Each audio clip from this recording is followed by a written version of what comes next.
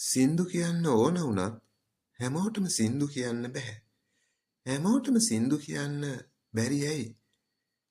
හොඳ ගායනයක් කිරීම අභියෝගයක්. සමහරු කියන්නේ ටයිප් කරනවා වගේ සින්දු කියන්නත් නැතුව ගායනා කරන්නත් ඉගෙන ගන්න පුළුවන් කියලා. ඒ වගේම සමහරු කියන්නේ කතා කරන්න පුළුවන් නම් ගායනා කරන්නත් පුළුවන් කියලා. ගායනා කිරීම සඳහා හොඳ පුහුණුවක් ලබා තියෙන ඉතාමත් වැදගත් වෙනවා. විශේෂයෙන්ම තරුණ කාලයේදී ලබා ගන්නා පුහුණුව දක්ෂ ගායකයෙකු බිහි කරන්න හේතු වෙනවා.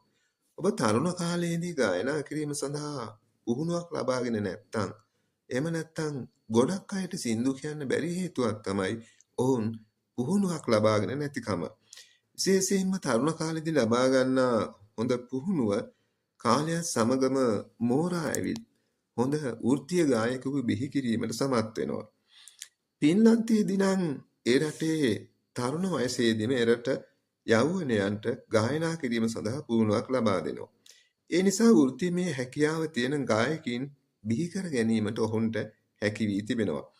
ඔවුන්ට සංගීත භාණ්ඩයක් වාදනය කරන්නත් පුළුවන්. ඒ නිසාම ලෙහෙසියෙන්ම පිච් එකක් එක්ක ගැළපීමේ හැකියාව ඔවුන්ට තියෙනවා. සංගීත භාණ්ඩයක් වාදනය කිරීමට නොහැකිකමත් කෙනෙකුට ගායනා කරන්න නොහැකි වෙන්න එක් හේතුවක් වෙනවා. ඒ කියන්නේ සංගීත කුමන හෝ ආකාරයක සංගීත භාණ්ඩයක් වාදනය කරන්න පුළුවන් නම් එයත් ගායන හැකියාව දියුණු කරගන්න හේතු වෙනවා. ගීත ගායනා කරන්න බැරි වෙන්න තවත් හේතුවක් තමයි හුස්ම ගැනීමේ සහය නැතහොත් හුස්ම ගැනීමේ හැකියාව පාලනය කර නොගැනීම සහ පිච් කොන්ට්‍රෝල් නොදැන සිටීම. තමන්ගේම කටහඬට නොගැලපෙන පිච් එකක් ලැබුණොත් ගායනා කරන්න කොහොමත් අමාරුයි. සමහරුන්ට ඕනෑම පිච් එක ගායනා කරන්න පුළුවන්. පිච් එක නිවැරදි නෝට්ස් වලට ගැලපීම ගායනා කිරීමේදී ඉතාමත් වැදගත් වෙනවා.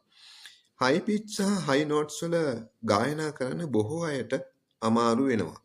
මෙන්න මේ පිච් එකක් හරියට හඳුනා නොගැනීම සහ නිවැරදි ලෙස පිච් එක ගායනා කරන්න බැරි වීමත් සින්දු කියන්න බැරි වෙන්න තවත් හේතුවක් වෙනවා. මොළය ස්වර තන්ත්‍ර වලට වැරදි සිග්නල් යවන්න පුළුවන්. එවිට ආශා කරන පිච් එකක් සමග ගලපන්න අමාරු වෙනවා. කනට නිවැරදි ලෙස ඇසුණත් එය අමාරු වෙනවා. සෙනික ප්‍රතිචාර බලාපොරොත්තු වීමත් ගායනා කරන්න බැරි වෙන්න ප්‍රධාන හේතුවක් වෙනවා. බොහෝ විට ගායනා කරන කෙනා වෘත්තීය මට්ටමේ කෙනෙකු නම් ඔහුට සෙනික ප්‍රතිචාර බලාපොරොත්තු වෙන්න පුළුවන්. එහෙත් ඔහු වෘත්තීය මට්ටමේ නොවන කෙනෙක් නම් ඔහුට සෙනික ප්‍රතිචාර බලාපොරොත්තු වෙන්න බෑ. ඒ සඳහා ඔහුට ශේෂ්ඨය තුල සෑහෙන කාලයක් රැඳී සිටීමට සිදු වෙනවා. එසේම ඔබ ගායනා කිරීමට ආසා වුණත් පිරිසක් ඉදිරියේ ඔබ ගායනා කරන්නට යාමේදී ඔබට ලැජ්ජාවක් සහ බියක් ඇති වෙනවා නම් ඔබ ලැජ්ජාවක් සහ බියක් දක්වනවා නම් එවැනි කෙනෙකුටත් ගායනා කරන්න අමාරු වෙනවා. ගායනා කරන්න බැරි වෙන්න තවත් ප්‍රධාන හේතුවක් තමයි උපතින්ම ලද හැකියාවක් නොමැති වීම. සමහරුන්ට උපතින්ම ලද ස්වභාවික හැකියාවක් ඇත්තේ නැහැ.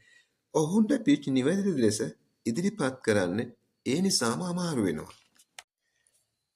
බොහෝ දෙනෙකුට තමන්ගේ වෝකල් මසල්ස් ඒ කියන්නේ කටේ මාංශ පේශි හොඳින් පාලනය කරගන්න බෑ. මේ ප්‍රතිශතය 20ක් විතර වෙනවා.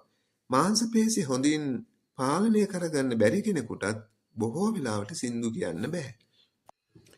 ගායනා කරන්න බැරි වෙන්න බලපාන තවත් හේතුවක් තමයි ඔබ ගීත ගායනා කිරීමේදී වැරදි ඉරියව් භාවිතා කරනවා නම් එයත් ගායන හැකියාව පහත දැමීමට බලපාන ප්‍රධාන හේතුවක් වෙනවා. ඔබත් මෙවැනි තොරතුරු දැන ගැනීමට කැමති නම් මෙම channel එක subscribe කරලා like කරලා comment කරන්න කියලා ඉල්ලා සිටිනවා.